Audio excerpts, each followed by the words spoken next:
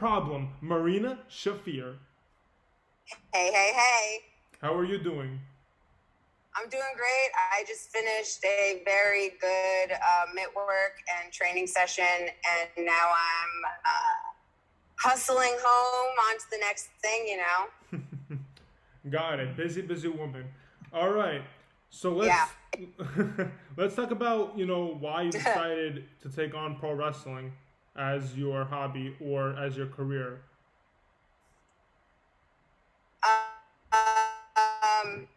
I decided to take on pro wrestling as a career because when I was signed with NXT, I had learned the absolute most about myself in that environment. I learned exactly what I needed to about myself. Like, I know I still have so much left to learn, but they gave me a lot of tools to use, and I got all of this information. And once I got released, I obviously needed to make a decision. If I wanted to keep pursuing this, I would have to, just change some stuff up. But deciding to keep with it was this like internal, I just wanted to keep learning more about myself. And I wanted to put myself in that environment as much as I could in order to do so and see if I had anything different to offer. I feel like I'm not owed anything, and I don't feel like I owe anything to anybody, but I just want to try very hard and very persistently to see if I can leave this business just a little shinier than when I found it. Mm-hmm. All right. Well, you brought up NXT, and that's far ahead from where we want to start. I want to ask you, like, what you started doing. What made you want to take on martial arts? What made you want to just start hurting people in the sense of, training?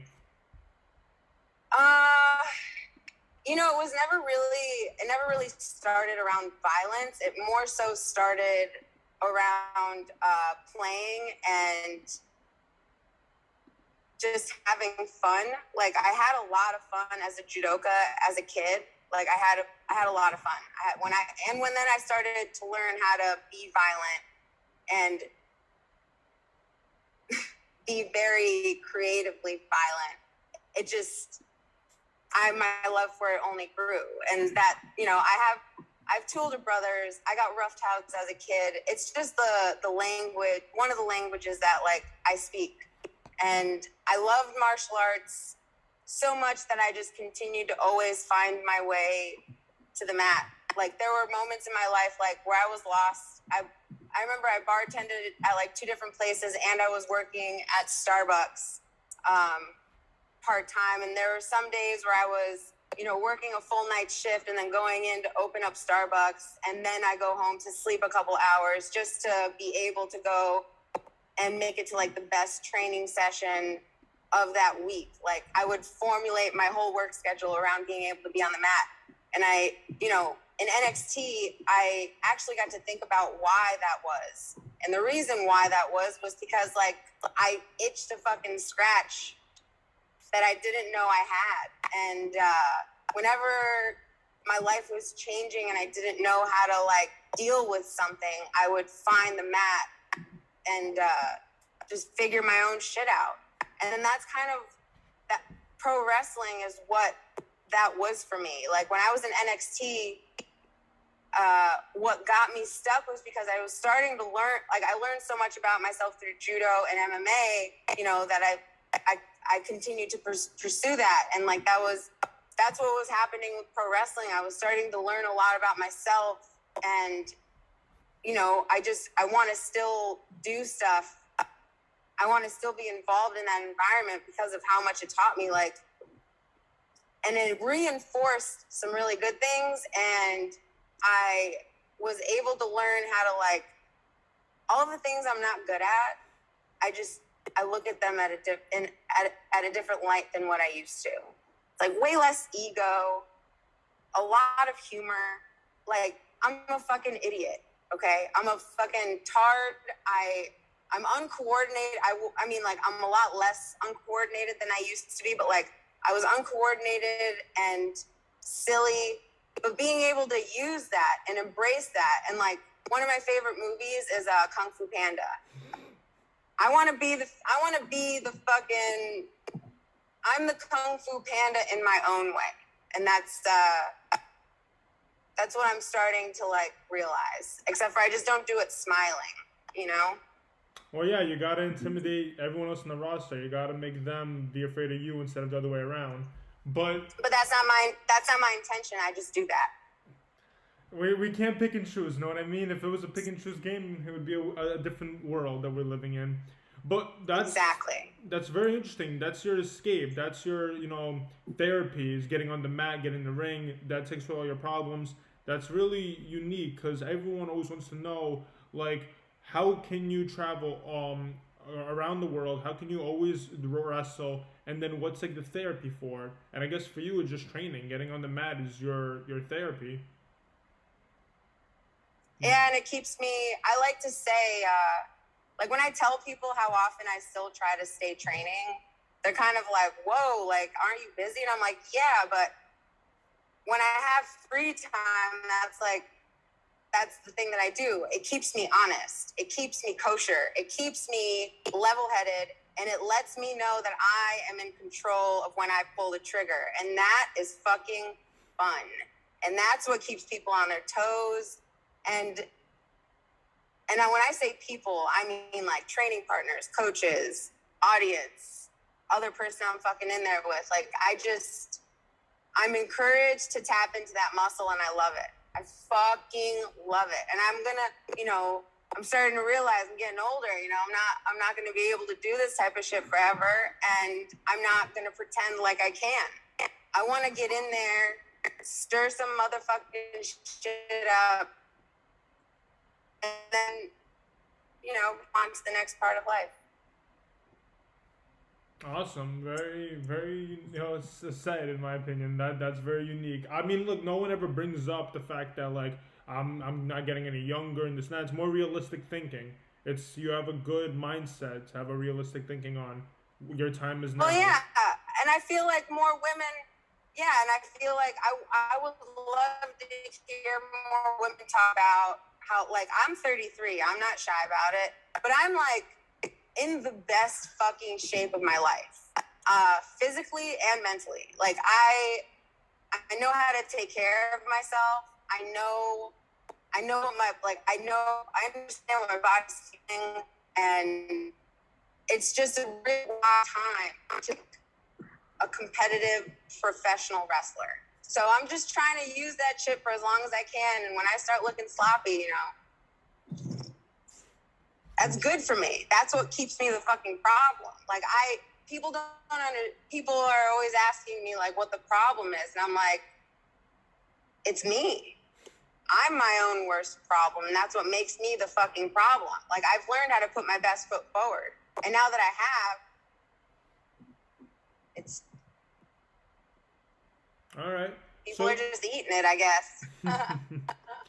All right, so you brought up NXT, and that's something I didn't want to talk about. How was it like getting in, like, at NXT, ring? How was it like with the audience, the roster? Because that's, in many aspects, or people's mindset, that's like one of the big leagues. To get in there is you making it in wrestling.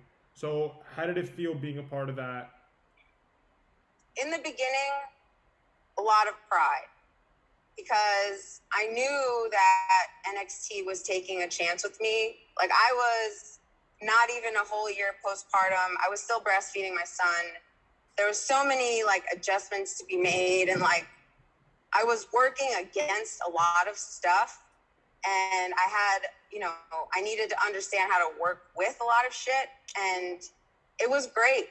When the pandemic hit, it was completely out of left field, and I know it hurt everybody. But what was really crazy about that was, like, I really got to dive into, like, the psychology of some stuff. I was forced to slow down and actually learn some things, and I still am now. Like, I talk about it with my husband a lot. Like, wrestling is a conversation him and I have a lot, because he is just so, like, he's so passionate about it. I'm so, like, the reason why I still kind of want to do it is because, like, I've seen the man that he's become through all of this, and he's such an amazing dad. Like, I couldn't have asked for a better partner through all of this, because he's, like, no bullshit, realistic, and if you know Roddy, like, he'll fucking give it to you straight. And I'm starting to like that, like, a lot. Like, I've been liking it, but, like, I'm starting to like it because I understand how it applies to me. And it's not personal. It's fucking business. And I love when my husband decides to talk business with me, and we're actually doing it in an environment where I am able to adjust and change little things about myself, because he understands what I'm trying to do. He understands who I'm trying to be.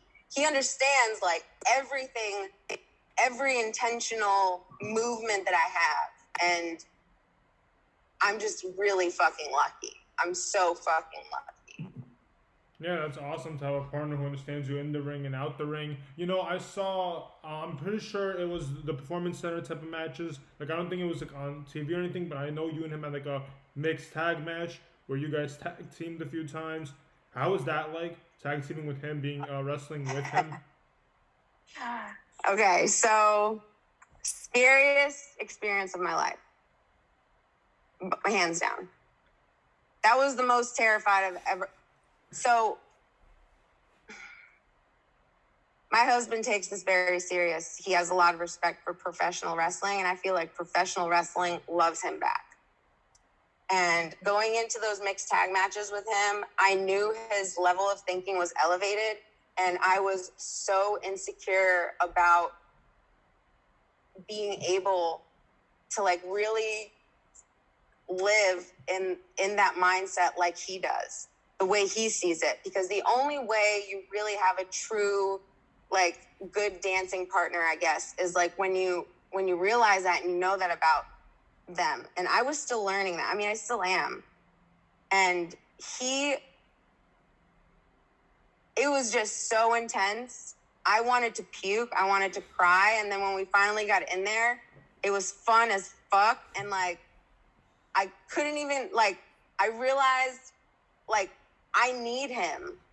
I need him in order to, like, get this. And I need him to be, so I can be myself. And, like,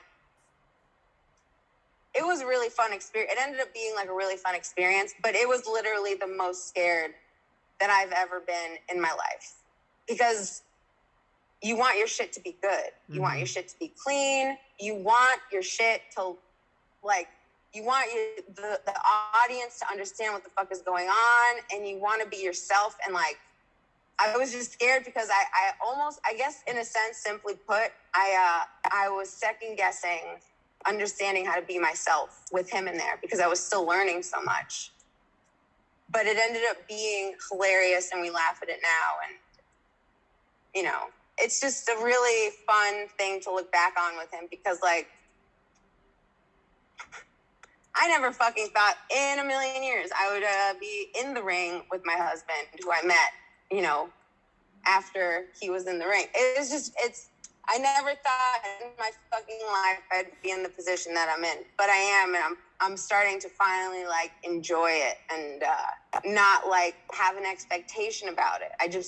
I'm an open book, and I just want to learn. That's wonderful. And yeah, you know, you talk about being nervous. That was the most nervous you've ever been. But let's talk about, you know, starting with NXT. Let's talk about, like, some of your first matches. Because NXT, I don't know how it's changed over the time, but at one point it was a very scary place where you had to make it or break it type of thing. They would try to break you in ways just for you to succeed.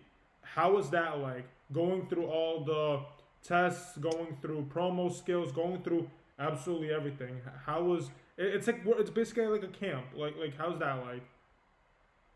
At first it took some adjusting to, and I'm not gonna lie, it was a little intimidating, because, like, you realize how comfortable people are with themselves.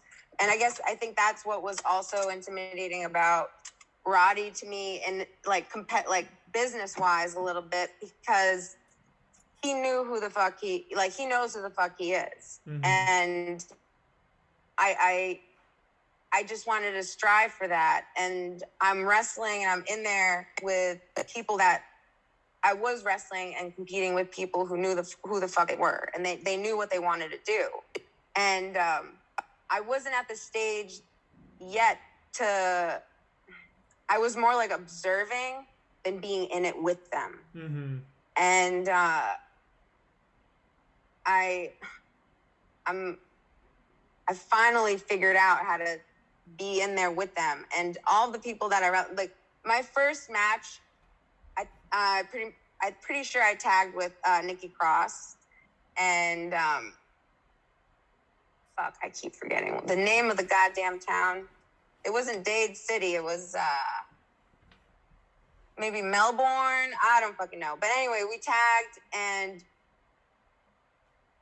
I look back at that, and I actually have the match on my phone, and like I'm out of shape. I kind of know what I want to be about. My son was there. It was so much going on that like it was just my first match. I was just kind of like, oh, I did that. That happened. Crazy. Like I can't believe that that all just happened. But I didn't really understand what was going on yet. Like I was still in the MMA fighter mindset of I don't understand this how I need to yet. And some of my first matches were like with fucking big people like Io Shirai, Kyrie, Dakota, Nixon, Mia, fucking Rhea, Raquel, like all the top people. And God damn, I would love to wrestle all those girls over again. God damn, I would love to do that. Because I look up to them, and I understand what they respect. And I want to show them that I can respect that too, and have them respect me in a way. Like I love earning people's respect. It's also a reason why I stay training and competing. That's awesome. And I'm sure down the road, either they'll come to you or you'll go back to them. I'm sure you'll face them again in the ring. It's more likely. I have nothing negative to say about my time in NXT or WWE. Like I don't, even with all the changes, like, yeah, there's always bullshit everywhere you go. I had great coaches. I actually had coaches who took some time to like get to know me, and I learned a very valuable perspective on this business that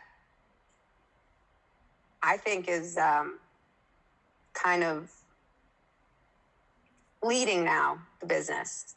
It's just different. I came in when shit was hot. Like I came in when shit was fucking hot and steamrolling, and yeah, everybody goes through transitions and it's just a part of natural life, but like I was in a very big transition part of NXT that I really felt was making a difference in the pro wrestling business. And I loved it. It gave me some incredible moments, and I got to share it with my family, and I got to do shit with my husband, and not everybody gets to say that, like, they get to do this shit. So I'm really just grateful for the opportunity.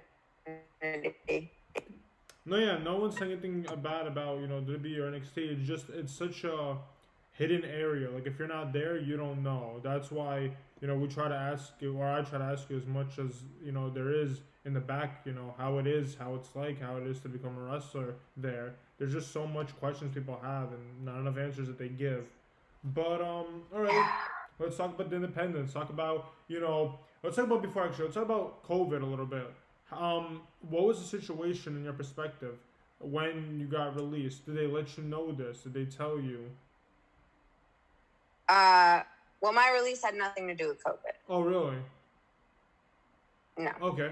I think it was just business. I don't know. I don't know what my release had anything to do with, but I don't think it was COVID. It just kind of all happened really fast. Like I kind of have accepted it, and so I don't really want to. All I remember really the way that I felt. Like I felt like I was right there. I was fucking right there, ready to fucking make some shit happen. And, you know, and then that opportunity got taken away from me. And I'm just grateful that I have my husband and my family and a really good support system. And I did a lot of virtual hugging with a lot of people, and it was fine. And look, life goes on. You know, I have an opportunity to be an athlete and still do the shit and actually still grow and just fucking be physical and be in there and scratch my itch, I guess. You know, like I get to do that still. So that's all I can really say about like that whole thing.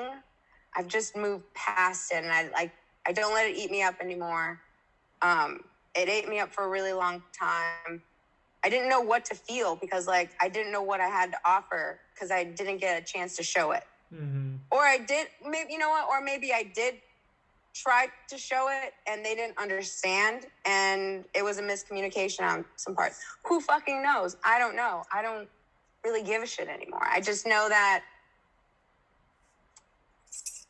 moving forward, I know what I bring to the table. All right. And last thing I want to talk to you about the whole WWE stuff is Raw Underground. There was a lot of potential for that to be something amazing. I was talking to Arturo Ruas, who thought that that would have been something amazing if it was like its own show, like an actual combat. Mm-hmm. You were featured there many times, and you looked great there. You know, again, because you have the martial arts skill, you have the, you know, you take down people and it looks good. What did you think of Raw Underground? What was your impression of that idea that they had originally? I obviously loved it because it was right up my alley. I couldn't love it so much to allow disappointment. And I never got direct I never got a direction, and you know, it's crazy, but I also felt like I didn't have an avenue to take direction there. So like if you watch Jessamine debuted on Raw Underground, and I was you know, her buddy on the side. I was wearing a fucking bucket hat, a tank top, and a fucking high-waisted like maxi skirt, and I ended up choosing to wear that because I wanted to look like I came from a midnight farmer's market and now I'm in a fight club, because I wanted to look like a mom that was in a fight club, but a mom who fucking knows how to fight and no one was going to say shit. And that's exactly what I did, but nobody said anything. Like, I thought it was hilarious. That was my fucking favorite moment. I got to like flip a bitch in a skirt. It was awesome.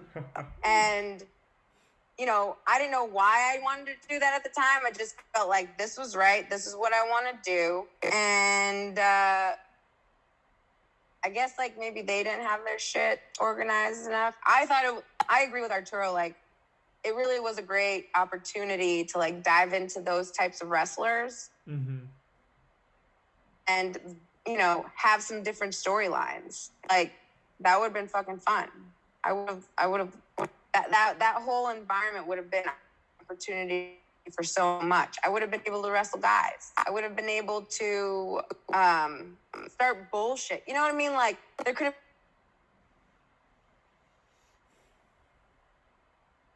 It could have been a Fight Club show, but it was a Fight Club. No, I don't know. Did you ever write yourself any, like, because you seem like you haven't understood like what you could have done. Did you ever write yourself any kind of like storyline against someone you want to face or anything like that? Did you ever like pitch any ideas? So I did like a couple, but then they said that they had a plan for me, and then I just kind of stopped, which I shouldn't have. And that, I took their word on something that I shouldn't have taken their word on, and that's on me. Like, it's not on anybody. Like, that's what I realized. Like, when you're in a business for yourself, you keep pumping that stuff out, and that was a hard lesson to learn. And Jessamine had a lot of really good ideas. I had a lot of really good ideas. Shayna had a lot of really good ideas. Yeah. But you can't do anything with those ideas until you know what the fuck is going on. So they're just, a whole bunch of good ideas for nothing. Yeah, did you have anything specific? I'm just curious. Did you have anything specific that you specifically wanted that they didn't take it? Initially, just keeping it as simple as let's start it off as like a fight club, and bring in gamble. This was a lot of Jessamine's initial idea of like bringing in like gambling, like having us take care of people, Mm-hmm. Just kind of making it into like a little business mafia type style. And that's where we would both really be able to utilize like our characteristics. Like I'm a Moldavian assassin. Jess is she's a fucking Kentucky gun. Mm-hmm. Like, that would have been fun to play off of. It's more of like the idea of who we would be, and then the storylines just kind of happen. I mean, that's how I feel like to keep things organic. That's just my opinion. I mean, you don't have to use this. It's just, I guess that's I just would try to keep it simple because I can't, everybody makes them all very complicated, and I just need it. Give me the straightforward idea, and then we can make it fun. Mm-hmm. Interesting. All right, I get what you were like asking for, just taking people out, being like the baddest group of people, and like you guys are basically in charge of the fight club. Like whoever goes in the fight club. Yeah, why not? All right, yeah, I get it. Yeah, it was cool.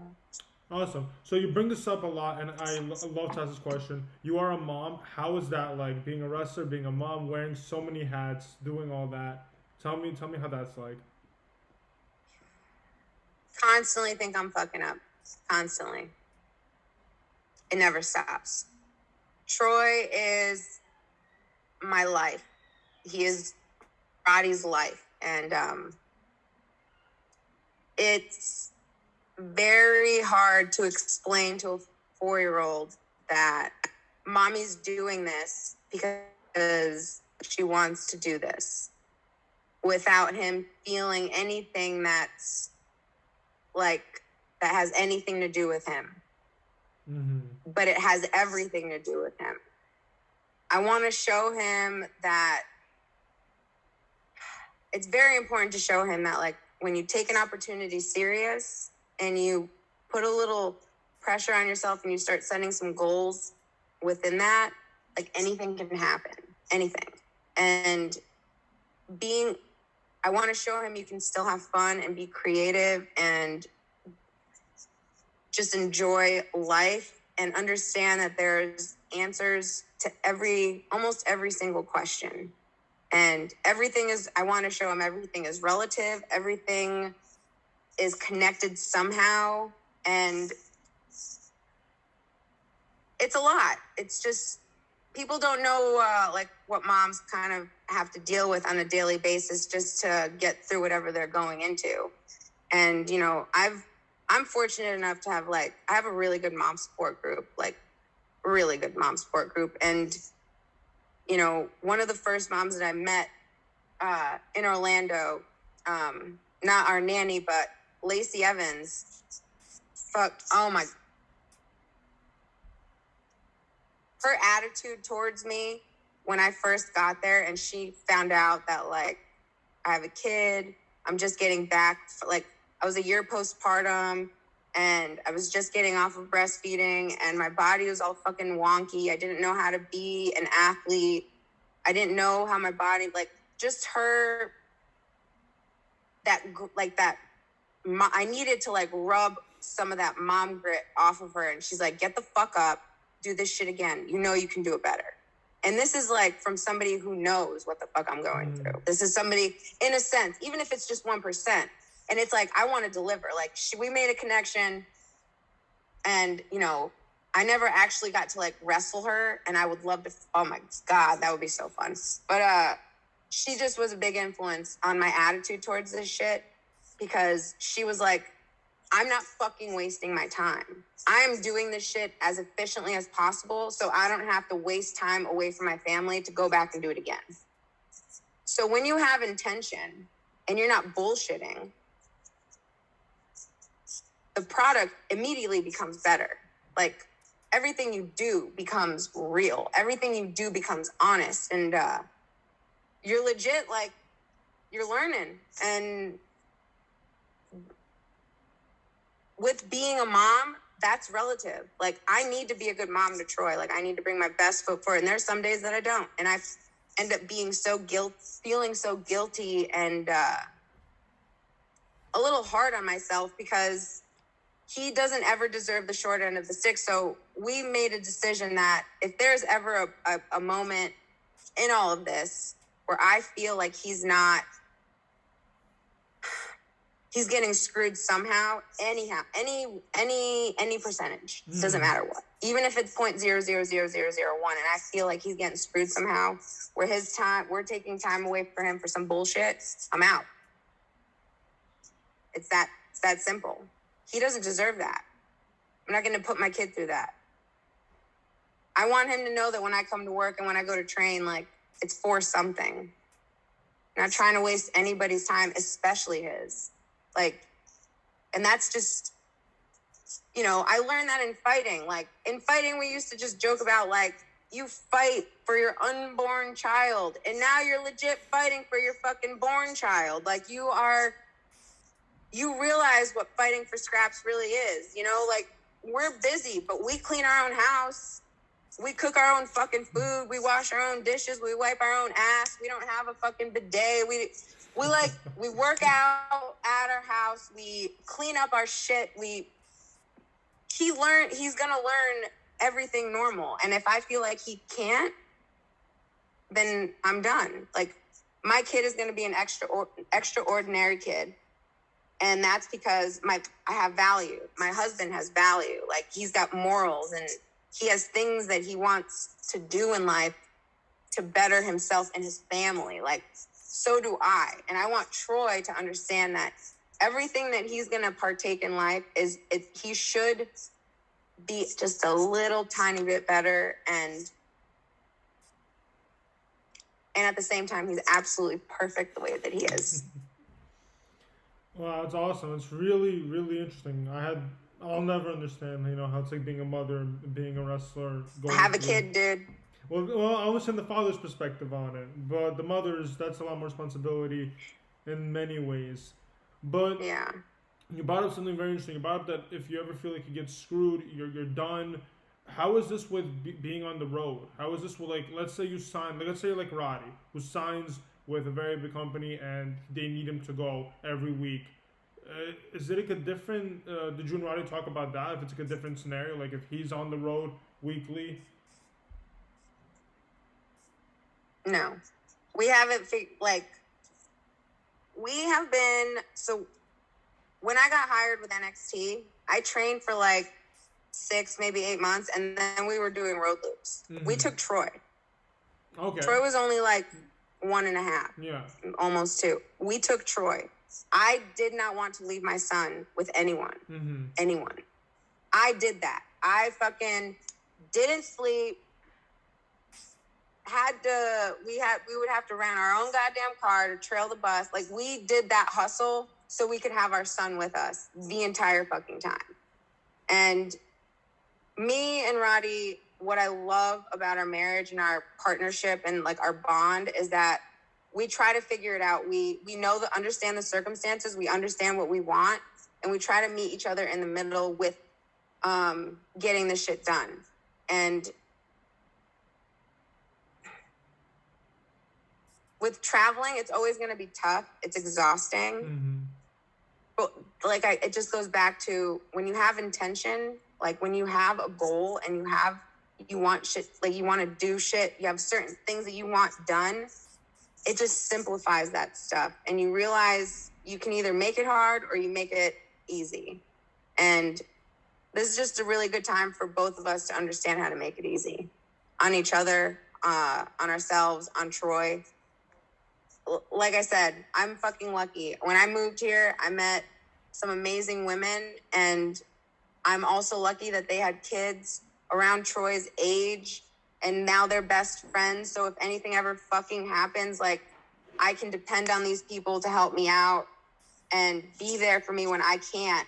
And my son knows I can talk to him and tell him, I really want to be here, but I need to go do this right now. And as soon as I get back, I'm yours.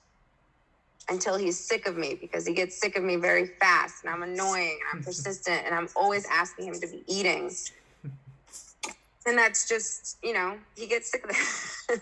Hilarious. Truly hilarious.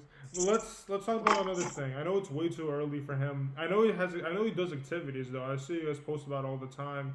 Do you ever consider him wanting to take on pro wrestling? Just like you guys? We play with him, and he does jiu-jitsu right now, and he wants to do some team sports, and he wants to, like, obviously do kid shit, right? Like, he's a fucking 4-year-old. There's no pressure for him to be anything that he doesn't want to be. Mm-hmm. Except for work hard. Like, there are days where he doesn't want to go to jiu-jitsu, and it's up to us as parents to realize, like, okay, does today he just need a kick in the ass, or does he really feel tired? And then it's like understanding the situation. Like, okay, dude, so you're not feeling up for it today, but you have practice Wednesday and Friday, or Wednesday and Saturday, and those are the ones you're going to go to. So let's rest today. And like getting him to understand, like, taking a rest, and you don't have to go full bore. But his responsibility, if he wants to do this eventually, I already told my husband, he is going to have to maintain a garden for like an entire spring and summer. Mm-hmm. That's his responsibility. He's going to have to maintain and understand how to do a garden. That is going to be his job. And if he can understand how to do that, then he can do whatever the fuck he wants. Very interesting. Why the garden, if you don't mind me asking? Like, what's the... Because you can't just expect anything with a garden. A garden is a lovely idea, right? Everybody who thinks about a garden, they think, oh, wow, how awesome. You'll have fruits and vegetables. You'll have something to do. But it's a labor of love. It's a fucking labor of love, and it takes a lot of time, and it takes a lot of practice. And you learn some shit. It gets hot out there, and your plants are not all the same. And the bugs are annoying. And then you got to understand how to handle that. It's like a lot of multitasking for this really lovely idea. But that's how life is. You have a lovely idea to be doing something, but then you realize if you really want this shit to be good, there's actual work that needs to be done. And I just wish I did that more as a kid. Like, we eventually did it, but I was really, when we moved into, like, the house my mom lives in now, like, in New York, I was a little too old and impatient to, like, really understand gardening. But I did get into it. And then, like, I started to understand, like, why. It's pretty fucking rad. And then I dove into it a little bit more, and, yeah, that's going to be his prerequisite. Like, I told him, too, like, I told Roddy, too, I'm like, he's going to have to learn a trade. He's definitely going to have to go to trade school. Or, like, if he doesn't want to go to college, he's going to learn how to be a plumber. Something. He's going to always have something to be bouncing off of. And the rest of it he can learn on his own. I just want him to be a good person and be able to understand, like, nurturing and tending and, like, also reaping rewards from that. Like, there's no better way to learn that than in gardening. I love it. All right. I didn't understand that at first, but when you explained it, it makes, perfect sense. And it's a really really cool way of looking at it and a very unique test. So that's awesome. It's a real mom thing to do. All right, so let's talk about, wrestling now. Oh, actually, wait, before we get to that, you brought up Roddy. Let's get to the question. How did you and Roddy meet? How was that story? Face to face, Roddy and I met at a PWG. Mm-hmm. I had gotten out of a relationship, and he was just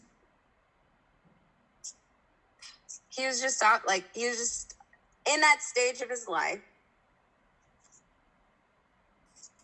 He was just a bad motherfucker, and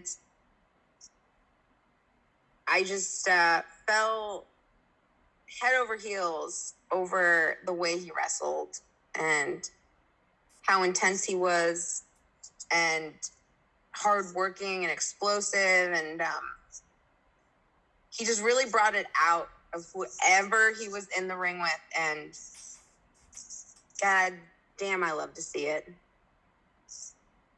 It's great. It's like I met him at the PWG, and then I was whisked away by his performance, and then we went to like this after party, and apparently I stole his beer. At the time, like I was pretty fucking. I had to work the next day at like 6 a.m. because I was working at a coffee shop in Venice. Mm-hmm. So I was so tired, but they asked us to go to an after party, and I went, and I went up to him and I actually like stole his beer, and then we just kind of hit it off after that. All right, so 2 questions to that. One, what was the match that you were watching that you fell over heels for that night? And 2, was that like your flirting technique? Was it, I'm gonna take this guy's beer? You're gonna be so mad at me. Oh fuck. I think he just wrestled Kyle. Okay. Was it for the title? Was it the title match? Yes. Okay. Yes. Yeah. I think he just wrestled Kyle. See, like, I'm not an encyclopedia about this kind of stuff. He is. He can fucking tell you what he was doing on... He could tell you what he was doing on May 22nd at 4 o'clock p.m. Like, I don't even know how the fuck he does that shit. And I can't... I think he was wrestling Kyle, and I didn't think he was going to be there because there was, like, this rumor going around that apparently, like, his flight was canceled or something. I was like, oh, shit. Like, I totally was gullible as fuck. I was like, oh, damn. Like, I was just, like, sad sipping my pitcher of beer, and I'm like, this sucks.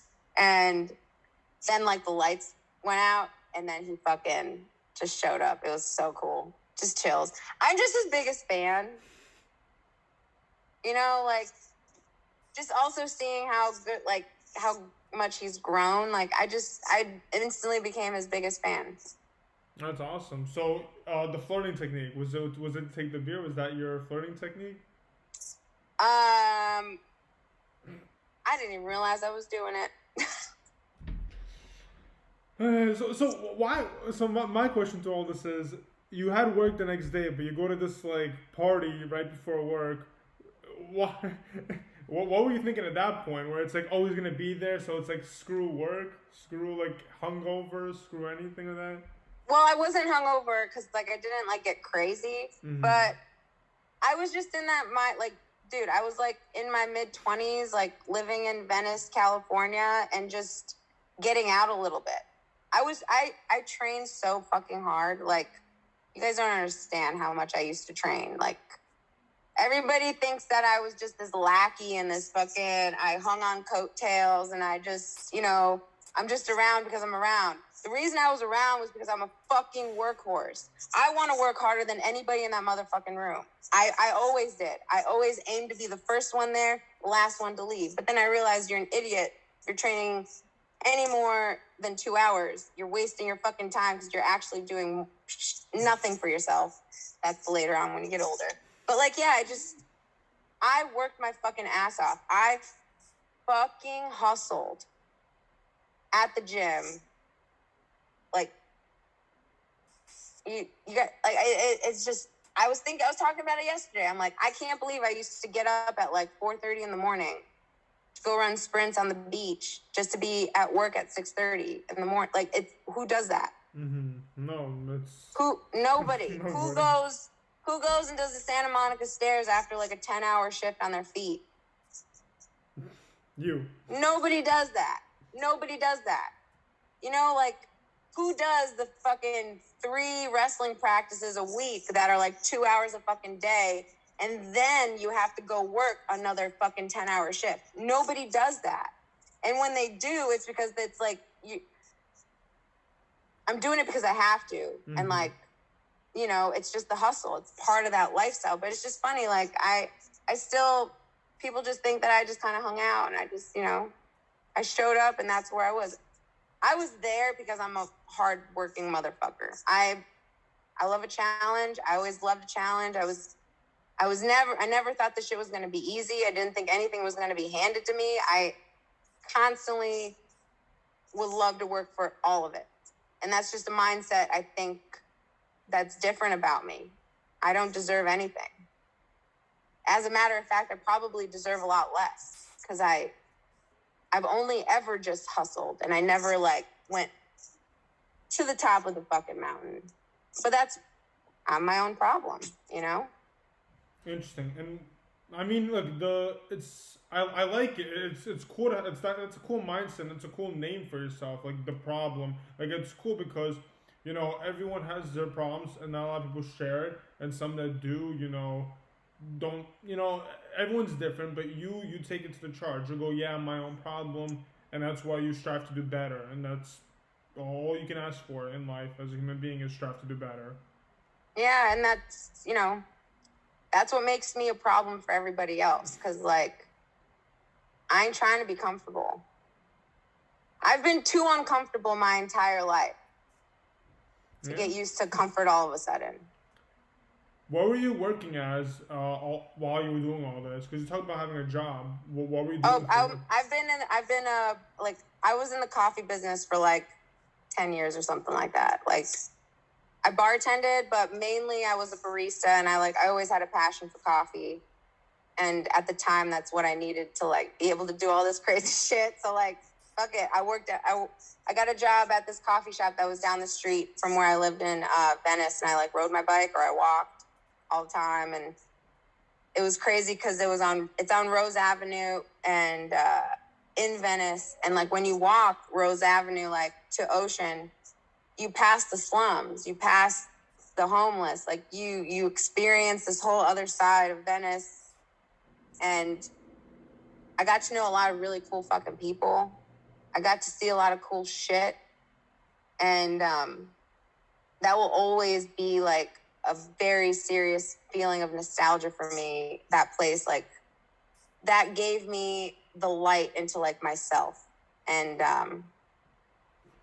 it was a really good time of my life. Like, I met the love of my life. I started another part of my life there. And I had some crazy experiences. I just had some crazy wild shit happen. It was fun as shit. Awesome. All right, so let's talk about a little more of the wrestling. You did so much in the indies since you came back into the field of wrestling. Talk about GCW Bloodsport. That was one of the most awesome things I got to see from you. And alone, it's just the most unique independent show that they throw that has no ropes, just straight martial arts batter. So tell me what you thought of it. And actually, tell me the phone call you got to do it. Tell me how that all played out. Well, Josh Barnett was my MMA coach. Mm-hmm. Okay. And I still am typically his student, but as soon as I got released, like a week later, he called me, and as soon as I answered the phone call, I said, before he even said anything, I just go, yeah, I'll do it. Because I felt like he already knew what was going on in my head. Mm-hmm.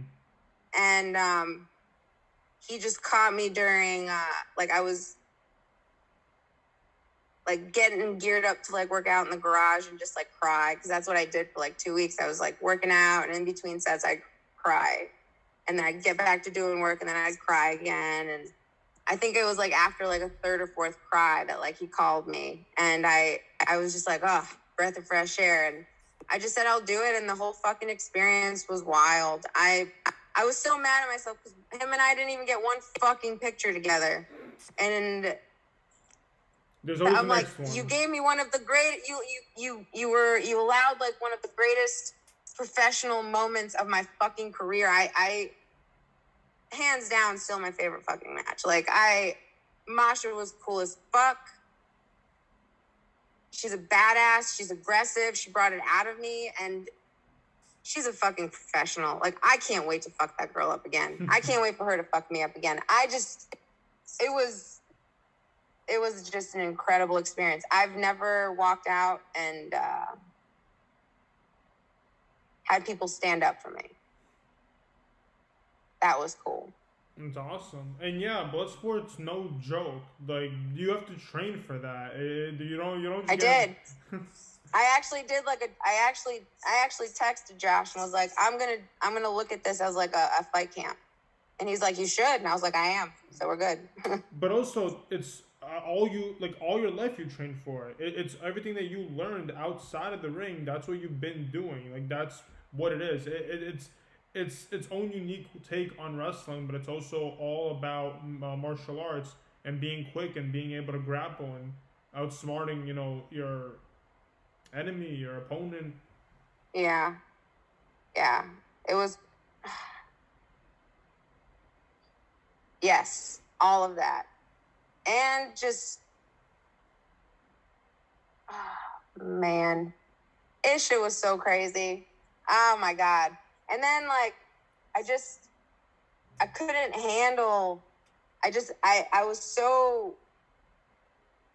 I didn't know what to expect. So when I went out there, like, I was already like in the mind frame of I'm gonna kill. Mm-hmm. That like when I walked out, when I walk out for anything, I take a moment to like, I know this is gonna sound sadistic. I just take a moment and I look and I just take it all in. I kind of, Fedor would do that. Like when he would walk out for fights, he would always like take a moment to just look and I feel like what I got from him was like, he just takes a second to understand where he is. And cause it's such a wild experience. And like, it's kind of that's all I just wanted to look. I just wanted to acknowledge the people around and then let them know I don't fucking care that they're there. Cause that's the switch. When I get in there, it's just, I've been able to tap into this person that's been buried for like a really long time. And it's like infinite. It's an infinite feeling that I have all the time. And some people call it insecurity. Some people call it fear. Some people call it like an alter ego. It's like a cluster of everything. But there's a moment when I get in there and I just realize I'm in full fucking control. And I'm in it. I'm just playing that game in my head now. Like I detach from everything that you think that I am. And then I just go in as the problem. And it's crazy because like, I try to really just leave it all in there every time. That's awesome. And I'm sure, including myself, we all see that every time you get in the ring, you leave it all out there. You give it your all. And that definitely showed at Bloodsport. Another thing I wanted to talk to you about is you made your debut in Championship Wrestling Atlanta. That's also like a very, weekly thing that they do. You made there a few times. How was that like? It's kind of like a mixture of like NWA type of feeling in there. How was that like? It's very it's exactly that. Like, I just wanted to be. I get this like 1980s vibe from them, like, and I love it. Yeah. Fucking love it.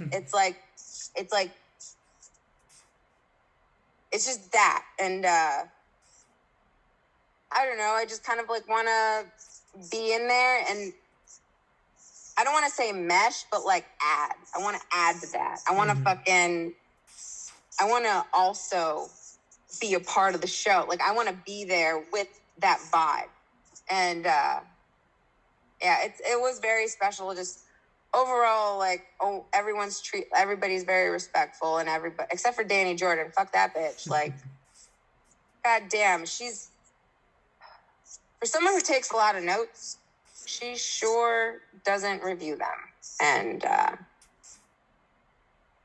it's coming, Danny. I'm sorry I had to do it on your show, but it's fucking coming. I'm waiting for you. Oh shit, my husband's calling me. Hold on a second. No problem. Okay, I'll call him in a second. But yeah, I just it was really fun. It was very, very fun, and I had a really good experience. And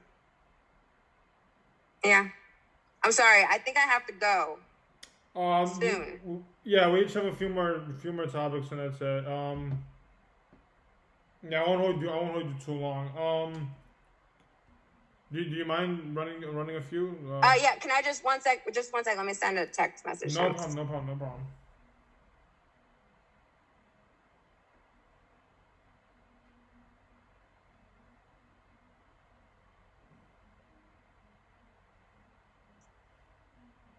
All right, go ahead. All right. So something I wanted to ask you is that when you did get released, you got released at a time where so many promotions are available to you. There's so many talent, and you are one of the hottest free talent right now. So there's Impact, there's NWA, there's AEW. What have you been watching? Like, not actually watching, but just like, looking around to see what fits you or where you want to be. I don't have a preference. Okay. I don't. Okay. I don't, because it doesn't change. Like,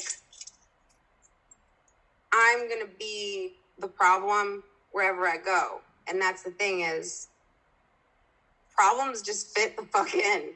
They do. And it doesn't matter where I go. In every promotion, every single wrestler in all of these other promotions, they have a shadow. And I'm like a shadow. I fucking follow everybody. Like, I'm not afraid of any promotion. No, I'll take that back.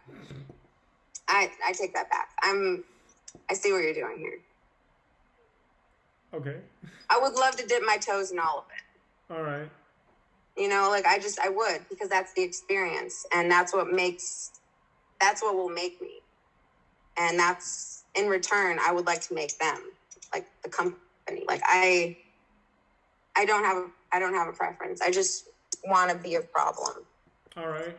So another question I'm going to ask, and this is going to be obviously one of those they get a lot. You don't have to get specific, but after I mentioned a few companies, have you talked to anybody? You don't have to name the companies that you talked to, but has there been conversation of talking, with certain companies about moving to their roster?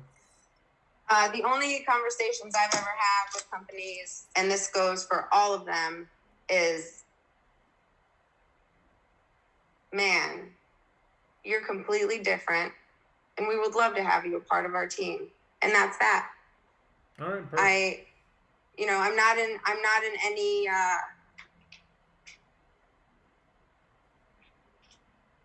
nobody's like, I just want to have an opportunity to know where I could put my efforts. Because right now I'm just killing everybody. And I would like to know who I can consistently kill. Okay. Never mind. I take that back. All right. I'm really, just scratch that and just What do you mean scratch that? Do you mean like edited stuff out, or just like here or keep going? No, because it's all fumbled up and bullshit and stuff. So I mean, like, look, we're just I talking. honestly like, I just don't. We'll see. We'll see. I'm in it. Like, I'm patient. I'm understanding. We'll see what happens. I don't know. I'm just like an open book when it comes to stuff happening to me like that. Okay. Here's something you can answer. Who are 3 women or men you want to get in the ring with this coming year, 2022, that you haven't yet, or that you have and you want round 2? Okay. What 3 women or 3 wrestlers do you consider to be at the top right now? I mean, I guess that's the answer. Which 3 I consider on the top is that. I mean, obviously Britt Baker, AEW. I want to say Jordan Grace, Deonna Purrazzo. A lot of, women that done a lot throughout the year, I would consider being all 3 of them. All 3 of them. All of them.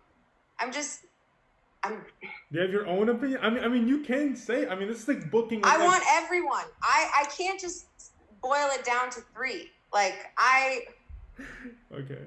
I want them. I want everyone. I want anyone who can just. I want people to think that they need to prove a point to me. Anyone who wants to fucking prove a point to me. Yeah, I don't know if this is like an open challenge or whatever. I'll take all of them.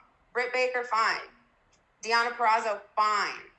Jordan Grace, fine. Give them all to me. Give them Alicia. Give her to me. Fucking. Who else is there? That one tall chick from NWA. Camille. Oh, Camille, give her to me. Mickey, give her to me. Serena, give her to me. I want everyone. I have no reservations. Like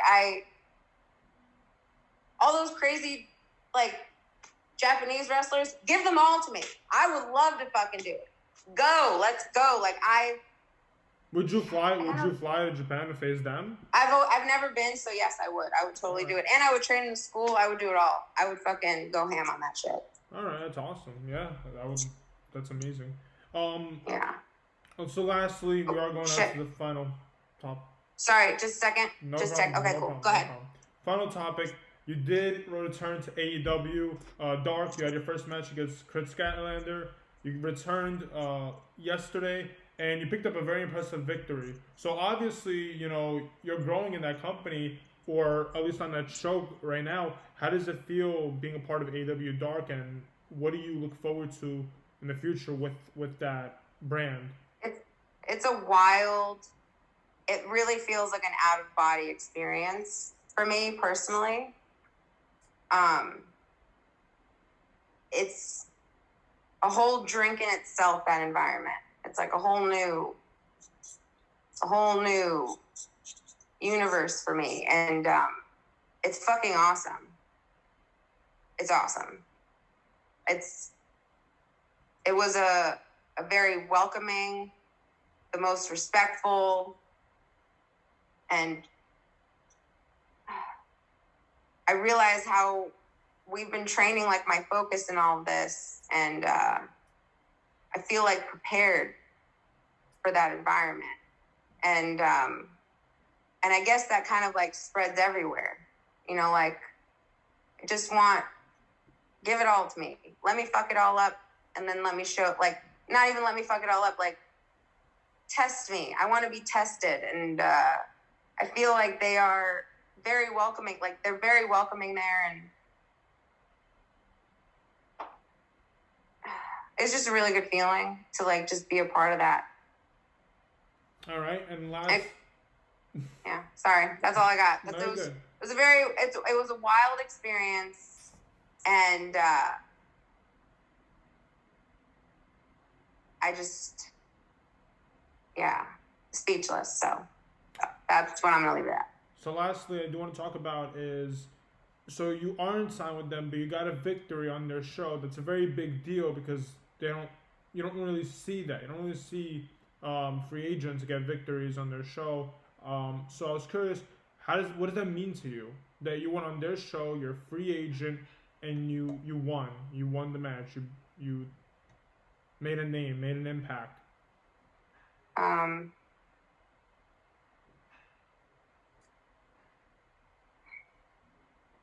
What I feel is just thank you. Thank you. That's honestly what I feel. And I've conditioned myself to, because I want to just like leave it all in there. Mm-hmm. I don't expect anything back.